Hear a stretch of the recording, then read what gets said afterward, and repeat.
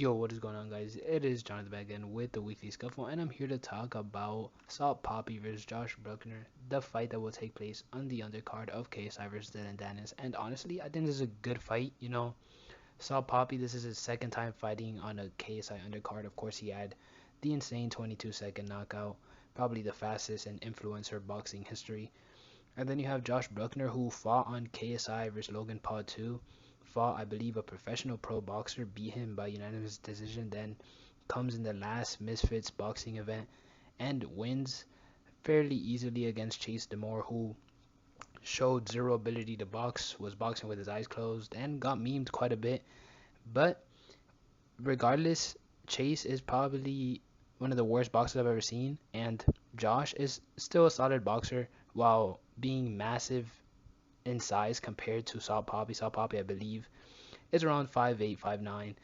Josh Brueckner is probably closer to 6'1", 6'2". So definitely an interesting fight when you see the measurables and the physical traits of both of them. Papi has improved for sure in his physical ability. You could tell he's a lot leaner. He's added muscle. He's definitely been focusing a lot on this boxing thing.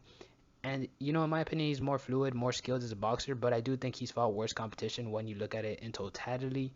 And I think Josh Brueckner is one hell of a step up, but at the same time, I do think it's going to be a very intriguing fight because Josh Brueckner, while I believe he was a UFC, well, not a UFC, but an MMA fighter, and he has experience in the combat scene, I think this is going to be a tough fight for both of them. I think they both have their challenges to face. And honestly, but Papi being a lefty, being more skilled, I would always tend to lean toward the skilled fighter. But I would not be surprised if Josh Brueckner comes out here and just hurts Papi early, and Papi isn't able to figure him out before eventually getting TKO'd or knocked out. But in my totality of breaking down this fight, I think it could really go either way, and I think they each have attributes that will help them potentially win the fight. And I think whoever wins this fight could really cement themselves as probably one of the better influencer boxers out there.